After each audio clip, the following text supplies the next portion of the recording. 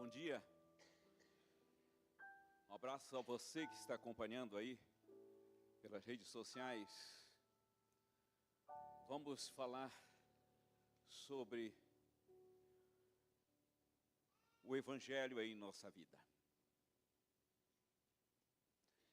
Eu disse que nos próximos sermões que eu estaria pregando aqui seria sobre o livro de Romanos. Já preguei 2 sermões sobre o livro de Romanos. A série foi interrompida pelo batismo da Lívia.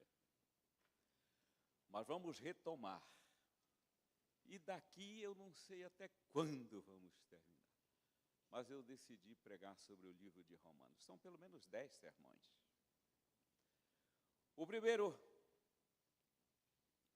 foi Jesus é o Evangelho. É assim que o apóstolo Paulo abre sua epístola aos Romanos. Então, pensem que vocês estão em Roma, na igreja de Roma, ouvindo esse conteúdo da carta a eles. Ninguém sabe quem fundou a igreja de Roma. Não foi Paulo, nem um dos apóstolos. A melhor conclusão é de que essa igreja foi fundada por cristãos impactados pelo dia de Pentecostes. Foram para a capital e fundaram a igreja. Paulo diz, eu tenho vontade de conhecer essa igreja.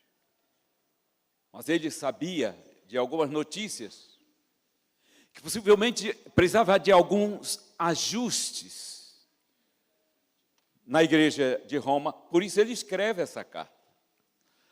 A carta aos Romanos é um conteúdo profundo, clássico.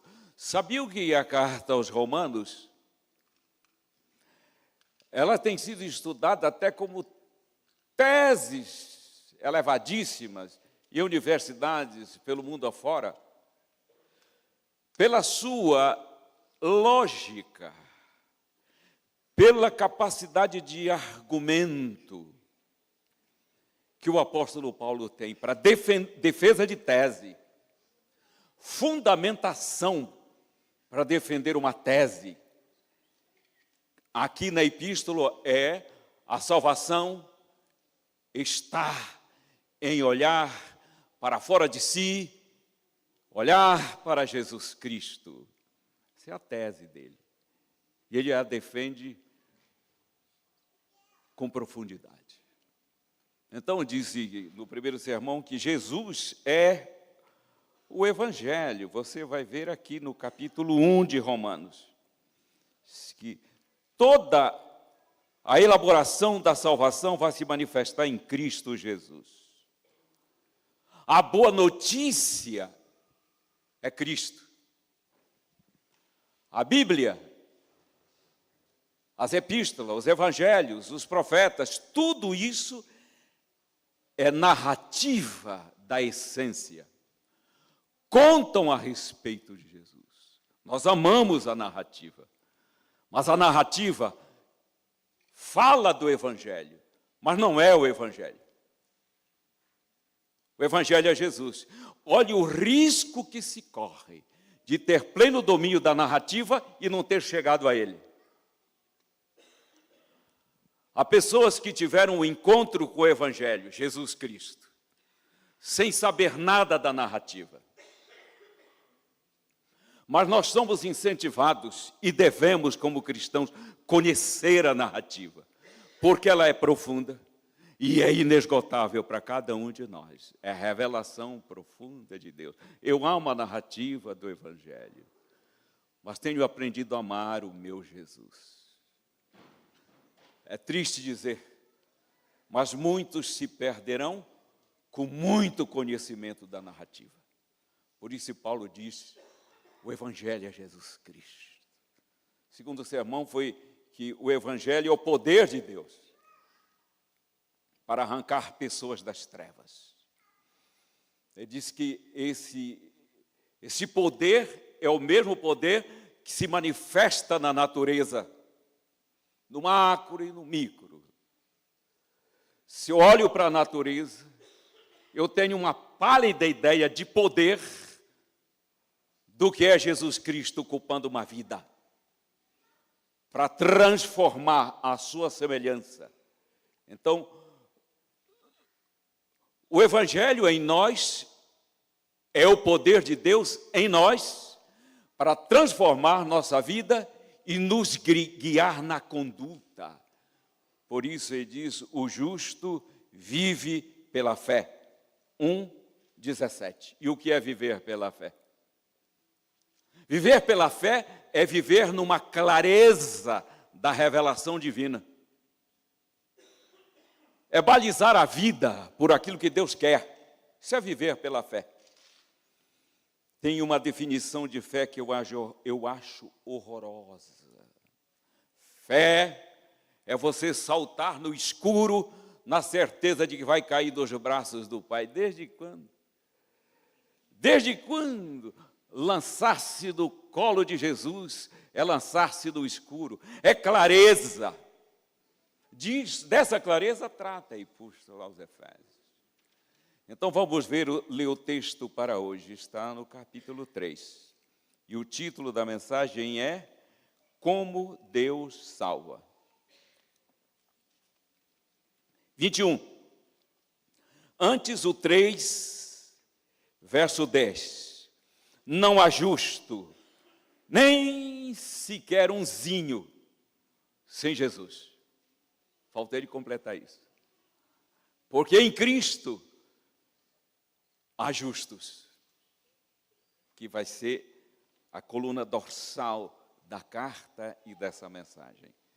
Eu vou cumprimentar e eu quero que vocês respondam com entusiasmo. Bom dia. Bom dia, justos. Bom dia. Isso é igreja, isso é cristianismo. Era isso que Paulo queria que a igreja de Roma tivesse. E como com certeza teve. Agora o 21. Não há justo, não há nenhum sequer, mas agora sem lei se manifestou a justiça de Deus, testemunhada pela lei e pelos profetas. Justiça de Deus mediante a fé em Cristo Jesus para todos e sobre todos os que creem, porque não há distinção, pois todos pecaram e carecem da glória de Deus, sendo justificados gratuitamente por sua graça mediante a redenção que é em Cristo Jesus, a quem Deus propôs no seu sangue como propiciação mediante a fé para manifestar a sua justiça, por ter Deus, na sua tolerância, deixado impunes os pecados anteriormente cometidos, tendo em vista a manifestação da sua justiça no tempo presente, para Ele mesmo ser justo e justificador daqueles que têm fé em Jesus Cristo. Por isso que Pedro disse, o nosso irmão Paulo escreveu umas coisas profundas, que eu tenho que dar uma rebolada aqui para entender. É tese doutoral isso daqui, é motivo de estudo profundo.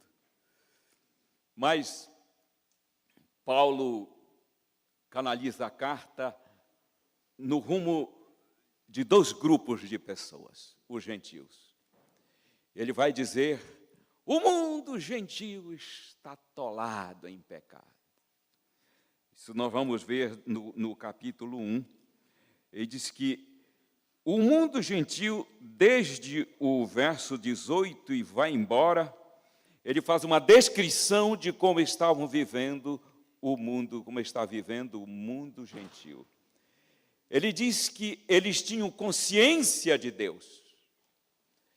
Eles optaram por viver essa vida distante do Criador. Eles tinham noção.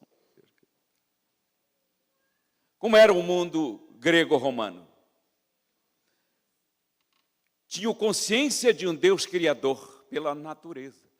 De tal maneira que Paulo vai dizer que eles são indesculpáveis.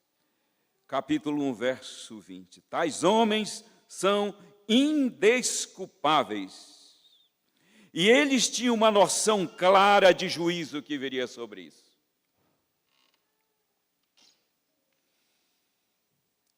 Esse afastamento de um Deus criador e sustentador levou o mundo grego-romano para uma posição ateísta, mas muitos eram deístas. O que é o deísmo? Deus existe, mas não atua. Mas como o ser humano tem necessidade do transcendente, que não é imanente por perto de nós, eles se tornam vítimas de intercessores. Por isso, o mundo grego-romano, como hoje, se tornou vítima de intercessores espirituais, espíritos malignos. Quero dizer para vocês que o mundo contemporâneo está dividido entre o ateísmo, não quero saber, e o deísmo, Deus existe, mas não atua. Deus é transcendente, eu não posso chegar nele por mim mesmo. Eu não posso chegar nele por mim mesmo. Para o mundo pagão e distante de Deus, ele é tão somente transcendente. Ele não é imanente. Ele não veio para nós, ele é transcendente. Não podemos chegar nele sozinhos, mas é imanente, ele é Deus conosco, ele veio, ele nos sustenta. Desde a fertilidade da terra, desde as inteligências múltiplas, tudo é assistência divina. Nada acontece sem que ele nos assista. Mas o mundo grego-romano não cria assim. É por isso que Paulo, no capítulo 17 de Atos, tem um encontro com a elite do pensamento intelectual grego-romano. Epicureus e estoicos. Epicureus e estoicos. Deístas. Deus existe, mas não atua. Por isso eles se agarravam nas suas estatuetas. Pelo menos elas estão próximas de nós. Então Paulo, conhecendo esse pensamento, ele diz, olha aí, eu estou falando de um Deus que tudo criou e assiste. Está atacando a base dos epicureus e dos estoicos, seguidores de Epicuro e de Zenão. Ele vai dizer, ele não está longe de cada um de nós. Ora, isso era novidade para o mundo grego-romano. Então ele prendeu a atenção deles no Areópago. Se eu estou falando de um Deus transcendente e imanente, a sua imanência se manifestou em Cristo Jesus. Ele determinou um dia em que, com justiça, há de terminar o mundo e há de julgar o mundo, e ele determina que todos nós nos arrependamos. Pensa numa novidade para o mundo grego-romano. Mas eles estavam metidos nas mais vis idolatrias e pecados. Estavam condenados. Um outro grupo que Paulo destaca aqui no capítulo 2 são os judeus legalistas. E olha como ele diz assim: portanto, és indesculpável, ó homem, judeus, quando julgas a quem quer que sejas, porque no seu julgamento, porque no que julgas a outros, a ti mesmo te condenas, pois praticas as próprias coisas que condenas. Cinismo. Os judeus, na sua herança, filhos de Abraão, Paulo diz, vocês estão praticando, só que no oculto, a mesma coisa que fazem os pagãos. Resultado, estão condenados. Ele está preparando o pensamento para que a igreja de Roma confirmasse a sua fé em Cristo Jesus. Então, ele diz que no verso 5 do capítulo 2, mas segundo a dureza do seu coração, judeus, impenitente, que não se curva a Jesus, acumulas para ti mesmo a ira, para o dia da ira. Estão entendendo que o capítulo 1 e 2 fala desses dois grupos. No verso 18, aos gentios ele diz: a ira de Deus se revela do céu contra toda a impiedade de vocês, romanos. Agora ele está dizendo ao povo judeu a mesma coisa. Não havia distinção entre judeus e romanos, grego-romanos. Por quê? Porque estavam polarizados. Eles precisavam conhecer o Evangelho. Eles precisavam entender que salvação não vem do esforço humano, mas de uma revelação divina. Daí aquilo que lemos. O diagnóstico dos dois povos: não há justo, nenhum sequer. Todos estão condenados, com toda a religiosidade. Agora, por isso ele diz: mas agora, pronto, agora vem o remédio. Após fazer o diagnóstico, vem o remédio. E então, igreja de Roma, ele diz: mas agora, opa, tem novidade na história humana. Mas agora, sem lei, isto é, sem obediência legalista. Lei na Bíblia pode ser a prática do legalismo ou os princípios do decálogo.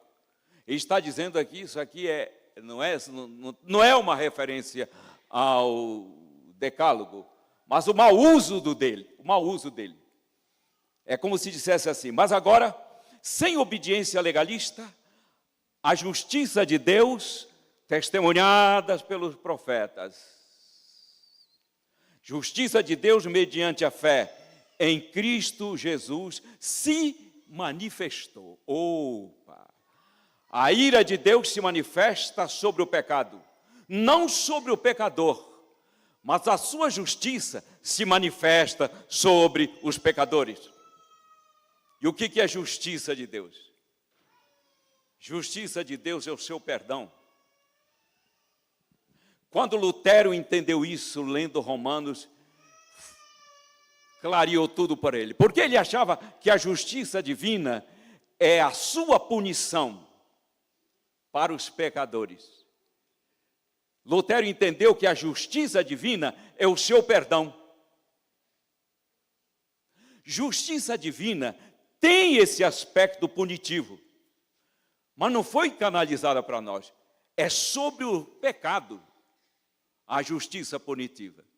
A justiça perdoadora, ela é canalizada para nós, embora nos pertencesse. E por que ela não foi canalizada para nós, a justiça punitiva? Porque ele se levantou e disse: eu fico no lugar deles. Quem foi esse? Por isso que Jesus é o Evangelho. Então a justiça punitiva veio sobre Jesus. Desde quando? Desde a eternidade. Quando ele decidiu que ficaria em nosso lugar, ele disse: pode vir a justiça punitiva sobre mim. E então ela se manifesta especialmente na cruz. Tem como não amá-lo? Deus já condenou este mundo em Cristo Jesus. É isso que Paulo está dizendo. Vocês estão se martirizando, gentios. Vocês estão se autoflagelando na esperança de agradar seu Deus? Para o mundo judeu, vocês estão praticando uma religião meritória, achando que com isso vão conquistar o Senhor Deus? Ele disse: eu tenho a notícia, a boa notícia é que a justiça perdoadora de Deus se manifestou para nós, porque a justiça punitiva caiu sobre ele. Paulo está falando aqui de um substituto. Eu tenho falado que o plano da redenção se resume em duas expressões: substituição e inclusão. Ok? Ele nos substituiu, quitou nossa dívida. Sobre ele caiu todas as nossas iniquidades. Isso é substituição. Inclusão é que ele nos colocou nele, na vida, na morte, na ressurreição, na ascensão e na entronização. Jesus não morreu isolado de nós. Nós estávamos nele. Por isso ele é o segundo Adão. Nós estávamos em Adão. Por isso que quando Adão pecou, ele pecou contra Deus e a humanidade que estava geneticamente nele. Jesus diz, é assim, o alcance do pecado é assim, o alcance da minha graça também será. Ele assume nossa natureza e nos incorpora nele. Quando ele sofre a justiça punitiva, nós estávamos nele. Um morreu por todos, logo todos morreram. O mundo já foi julgado, condenado e executado em Cristo Jesus. E nós também. Nós já fomos o quê? Julgados, condenados e executados. É por isso que Jesus disse, não julgue ninguém. Não julgue. Quando você julga alguém, você está indo contra o Evangelho. As pessoas não precisam do nosso julgamento. Elas precisam ouvir que em Cristo Jesus elas já foram julgadas, condenadas e executadas. Que elas precisam abraçar o seu perdão. Agora, ele diz que a justiça de Deus mediante a fé em Jesus Cristo.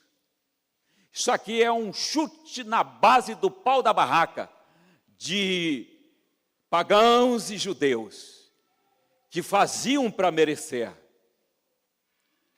Jesus disse aqui, Paulo disse aqui é diferente. Vocês, igreja de Roma, pela fé exercida na graça que veio da cruz, no seu perdão, vocês receberam isso mediante a fé e receberam a declaração de que vocês estavam justificados diante de Deus. Eu tenho insistido nisso. O que vem da cruz? Da cruz vem duas mensagens. Sabe o que vem da cruz? Duas mensagens. Pecados pagos e perdão oferecido. É isso que vem da cruz. O que vem da cruz? Pecados pagos e perdão oferecido. O que o Senhor Deus fez com os nossos pecados? Ele os pagou. O que Ele fez conosco? Ele nos perdoou. E nós? O que fazemos com os nossos pecados? Nós confessamos, arrependidos. E o que fizemos com a justiça perdoadora? Nós recebemos. Por isso, e é isso que é cristianismo. Paulo, então, está clarificando a igreja de Roma, para que ela, a partir da capital do império, irradiasse isso para o mundo inteiro. A manifestação da justiça divina é essa. E o que nós esperamos? Nós esperamos agora a manifestação da glória. Porque a manifestação da justiça nós já temos. Eu vou dizer e vocês vão dizer amém. Vocês têm a justiça de Deus. Só que vocês têm a perdoadora. Sobre Cristo caiu a justiça divina. Qual delas? Perdoadora ou punitiva? Aí eu pergunto, tem como não amá-lo? Ele recuou diante desse quadro, no sentido emocional, e disse, ó meu Pai, que coisa horrorosa. Quando ele está caminhando para o Getsemane, ele está indo para uma noite escura, da qual ele não tinha noção que sairia. Ele diz para os seus discípulos, eu estou com vontade de morrer. Isso é depressão no seu aspecto mais intenso que vocês possam imaginar. Vontade de morrer. Os discípulos não entenderam. Ele chega no Getsemane e ele começa a suar gota de sangue. Ali o preço está sendo pago. Desde a eternidade o preço estava pago, mas ali é a ratificação. Vocês sabiam que a cruz foi um requinte de crueldade? Não era preciso a cruz, o sangue já tinha sido vertido, mas o diabo odeia Jesus.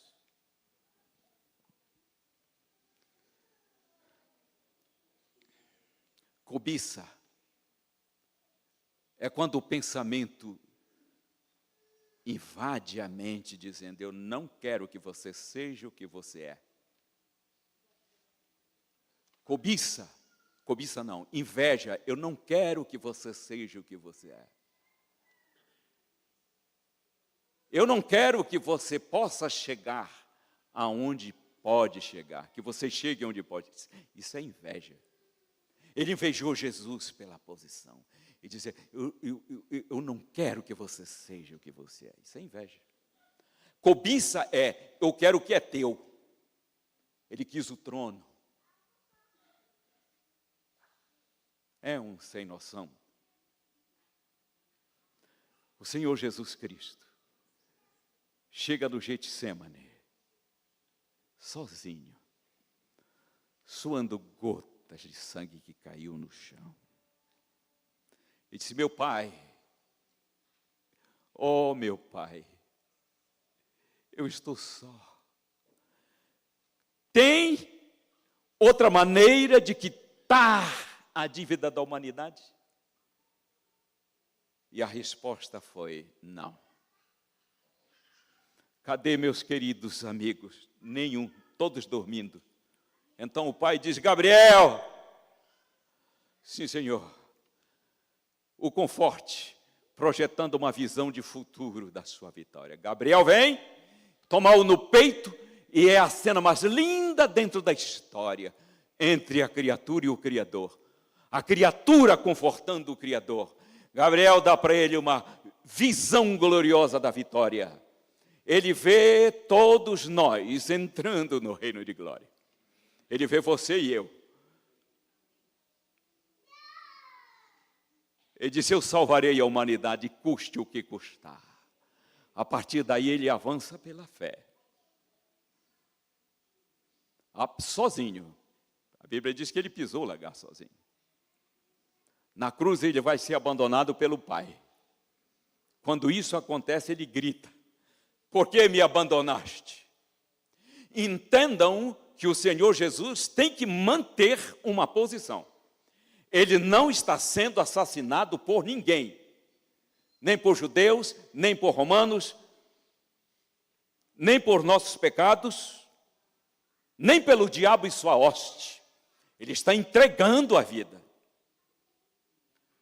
A morte de Cristo não se trata de assassinato, se trata de entrega. Ele diz: eu vim para entregar minha vida. É por isso que o Evangelho se consolida, ou se consolidou em nós, quando nós respondemos a isso em entrega plena. Paulo compreendeu bem isso, ele disse: ele me amou e se entregou por nós. Essa é a manifestação da sua justiça. Pagãos e judeus ficaram fascinados com essa notícia. O que representou essa entrega? Essa entrega representou que ele não considerou superior a nós nem a sua deidade, nem o seu status de eterno. Ele disse: se é para salvar a humanidade, eu me entrego. Ele só tinha consciência de que ele ressuscitaria no seu ministério. No Getsemane, na cruz, a consciência dele, ele não teve. E aí? Será que nós temos, por qualquer atração do mundo, que abandonar o Senhor Jesus? Não. Eu tenho estado por aí, até em concílio de pastores, e alguns deles o debate é: o que fazer para estancar a apostasia? Que chega a 50% às vezes. Não eu valei. É porque, em geral, a igreja contemporânea, como a igreja de Roma, precisa entender que o Evangelho recebido é ter Cristo no coração. Se a gente achar que evangelhos são doutrinas e participar de um corpo religioso, vamos apostatar. Doutrinas cansam e igreja decepciona. Agora, quando eu chego a Jesus, eu amo doutrinas e curto meus irmãos. Nada me tira daqui. Porque como Pedro, eu entendi que seguir a Jesus, que a igreja, que o reino de Deus é personalizado. Ele não disse, para onde iremos? Para que iremos? Ele disse, Senhor, para quem iremos? É quem, não é o quê. Não é um lugar, não é uma filosofia.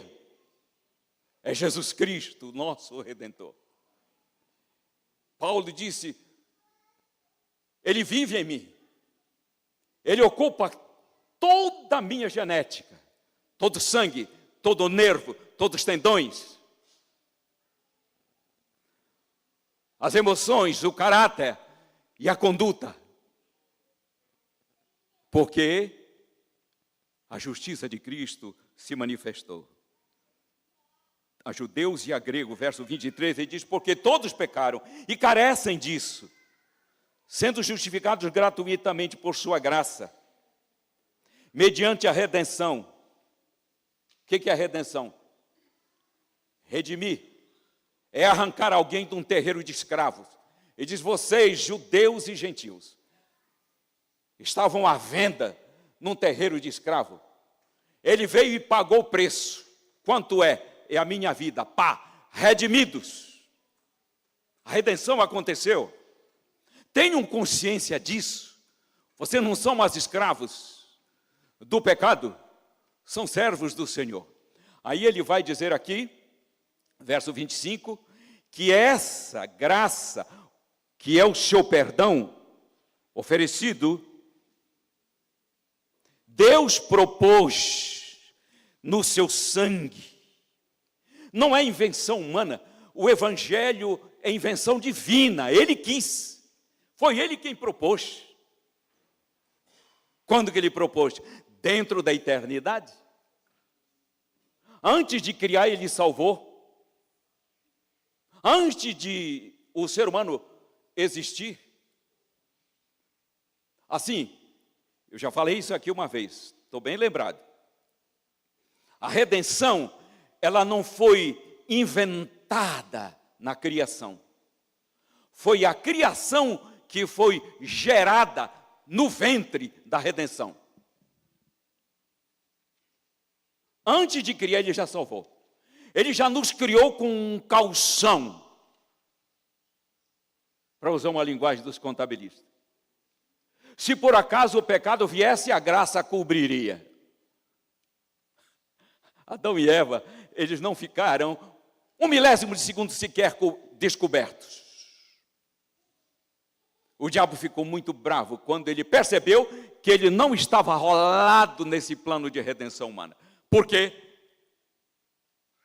Deus o tolerou longamente dentro da eternidade e ele não valorizou. Assim que, em Cristo Jesus, o Senhor Deus propôs. Então, o Evangelho é uma proposição divina. Isso aqui não tem o objetivo de uma filosofia finita. Ele diz aqui, a quem Deus propôs no seu sangue como propiciação. O que é propiciação? Propiciar é acalmar. Como que os gentios acalmavam seus deuses? Fazendo sacrifícios, até entrega de filhos, para acalmar os seus deuses irados. Como que os judeus queriam propiciar o Senhor Deus? Pela religião legalista. Paulo está dizendo a propiciação cristã é diferente. Não é o pecador que propicia o seu Deus. No cristianismo é Deus quem propicia o pecador. No paganismo e no legalismo judaico, Deus está irado, é preciso acalmá-lo. No cristianismo, Deus é Deus. Mas o homem está distante dele, tem raiva dele.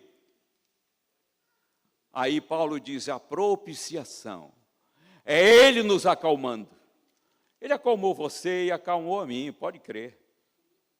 Então, na propiciação pagã, judaica, no paganismo, o ser humano oferecia o sacrifício. No paganismo, sacrifícios até de seres humanos. No paganismo, o sacrifício do legalismo, porque o legalismo, obedecer para ser salvo, é pesado. No cristianismo, o céu ofereceu o sacrifício. Então Paulo diz, estejam calmos. Ei, é por isso que no santuário, no Santo dos Santos, a tampa da arca que continha a lei era chamada de propiciatório. O Senhor Deus disse assim, chamem isso de propiciatório, a favor. Deus está a favor de nós. A que ponto? Ao ponto de dar o seu filho. Jesus é o propiciatório. Ok? Nós temos esse propiciatório na nossa vida. Ele era propício, sempre foi e sempre é. Ninguém precisa acalmar, diz Paulo. Ele ofereceu Jesus como propiciação. Aí ele diz aqui, porque ele deixou impunes os pecados anteriormente cometidos. Antes da cruz, ninguém foi punido. Nem agora. Porque se Deus punisse o humano, todos morreriam. Paulo disse, nós só respiramos por causa dele. Nós só nos movimentamos por causa dele. Por que que ele não puniu o mundo antes e depois da cruz? Está aqui no verso 26. Porque ele tinha em vista a manifestação da sua justiça punitiva em Cristo Jesus e perdoadora para nós, no tempo presente, para ele mesmo ser justo e justificador. Coisa linda. Adão e Eva foram os primeiros a serem poupados. Se não houvesse graça previdente, eles teriam sido fulminados no momento em que eles pecaram. Mas Deus poupou Adão e Eva e todos os pecadores, como poupa o pior inimigo na sociedade, o pior bandido na sociedade. Ele poupa porque ele tem em vista o seu perdão. Por isso que nos aguentou. Quantos de nós aqui não foram poupados? Hein? Você foi, eu fui. Jesus vai poupando a vida, para que as pessoas tenham um encontro com a vida. Onde pôs a jactância, verso 26? Ele está dizendo para a igreja, existia na igreja de Roma, principalmente os judeus metidos, que de alguma forma eles tinham sido aceitos por Deus, por mérito humano. Paulo diz, onde está a tua jactância? Essa mitidez, essa empáfia. Joga isso no acostamento da existência. De nós só parte uma coisa, gratidão pela imensa e imensurável salvação. Aqui não há jactância. Só a glória a Deus. Adoração. Nós o adoramos por aquilo que ele é. E nós o louvamos por aquilo que ele fez. Nós estamos batendo um papo ali na nossa classe, que cada sábado a igreja deveria cantar um hino de louvor, o de adoração, e um hino de louvor. Israel de guerra.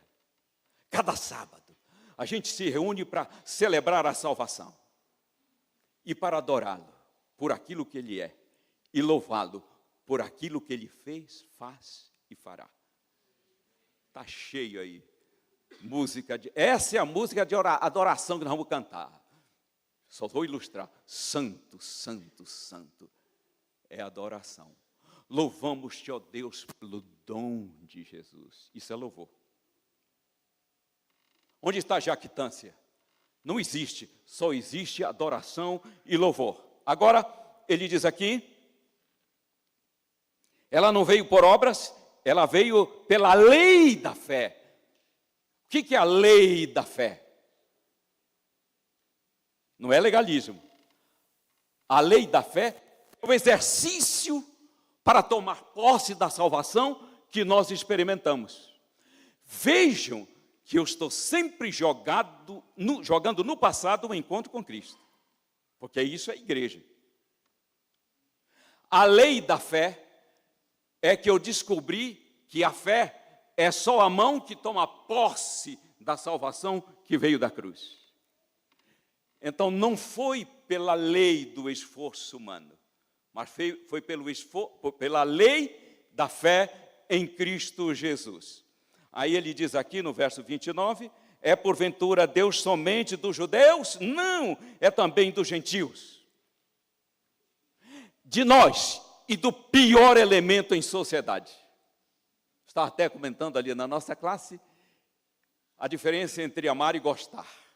Gostar tem a ver com conduta, amar tem que ver com o ser. Da conduta nós amamos, nós gostamos ou não da conduta, mas o ser nós amamos.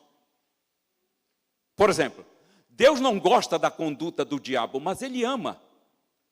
Ele ama.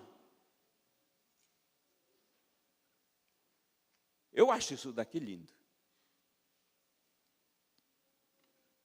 É por isso que nós manifestamos a todas as pessoas o amor de Deus, visto que Deus é um só, o qual justificará.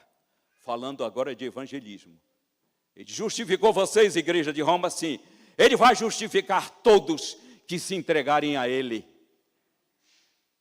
Quer seja circuncisos, incircuncisos ou circuncisos, judeus ou gentios. O pior elemento em sociedade. É isso aqui que faz pessoas se renderem a Jesus. Elementos maus. Agora ele vai fechar para que não fique nenhuma dúvida, principalmente na cabeça dos judeus. Ele diz assim, anulamos, pois, a lei pela fé? Não, pelo contrário, nós confirmamos. A salvação não anula a lei. O Evangelho condena a lei. Agora para você respirar, como meio de salvação, mas confirma com os princípios do reino. A Bíblia condena a lei de Deus, sim, como meio de salvação, mas confirma como princípios do reino. E eu termino chamando a atenção de vocês, depois dessa exposição, para o seguinte. Pensa que aqui tem uma cruz. Aliás, já está bem ali, ó, no logo da igreja. Antes dela, vamos chamar, antes da cruz, obediência errada. Vamos chamar isso de obediência precedente, que precedeu Jesus. Toda a nossa ética, na tentativa de agradá-lo. Sem Ele, foi uma obediência precedente. Diga precedente. Depois de Cristo, você escreve ali, obediência consequente. É uma consequência da graça redentora ter chegado em nossa vida. Eu pergunto a vocês, nós vivemos obediência precedente, fazendo para merecer, ou obediência consequente? Pelos merecimentos de Cristo. Que tal? Qual que é a pesada? A precedente ou a consequente? Aqui é pesada. A precedente. Qual que é a prazerosa? A consequente. É isso que ele está dizendo para a igreja de Roma e para todos nós. A graça que alcançou nosso coração, ela nos leva a uma obediência prazerosa. Vocês podem vir. Olha, eu era um estudante de teologia, e uma igreja aqui da Zona Leste, eu acho, convidou-me para pregar. Acertamos. E eles disseram, nós estamos mandando um irmão te buscar aí. E aí, ele veio, era um taxista. E lá vamos batendo papo, eu perguntei, quantos anos faz que você é de Jesus? Ele me falou. Disse, o que você gosta de fazer na igreja, no reino de Deus? Ele disse, eu gosto de dar estudos bíblicos. Eu sempre estou dando estudo bíblico e tenho classe batismal na igreja. Falei, me conte alguma coisa assim de experiência com Jesus no seu reino. Ele disse, eu tenho uma pesada. Eu nem conto para todo mundo isso. Eu parei perto da Sé para comprar uma Bíblia para dar de presente. Entrei no meu táxi e ao ser uma pessoa fez sinal. Abriu a porta do táxi, aquela pessoa entrou. Eu perguntei, para onde vamos?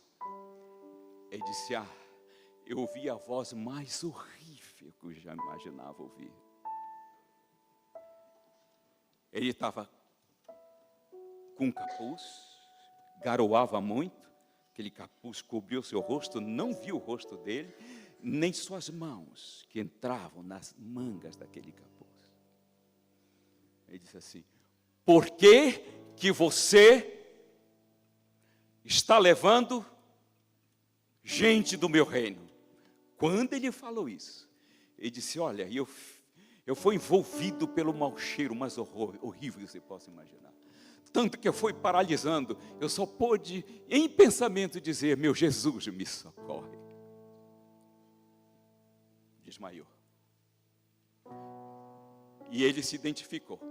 Era o príncipe das trevas. Ele disse, eu fui acordar depois de várias horas, diante do portão da minha garagem, da garagem de casa.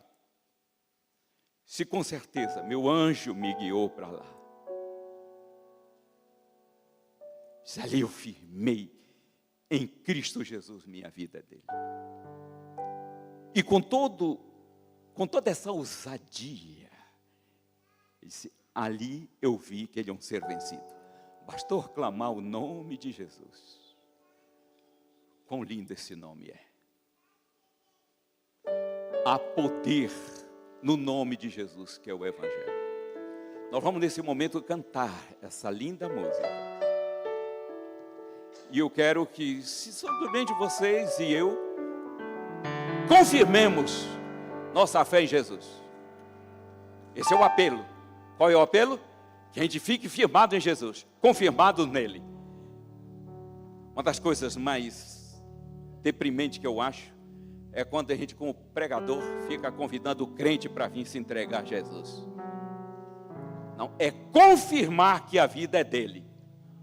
Oh, quão lindo esse nome é. Nosso amado Jesus. Vamos cantar de pé?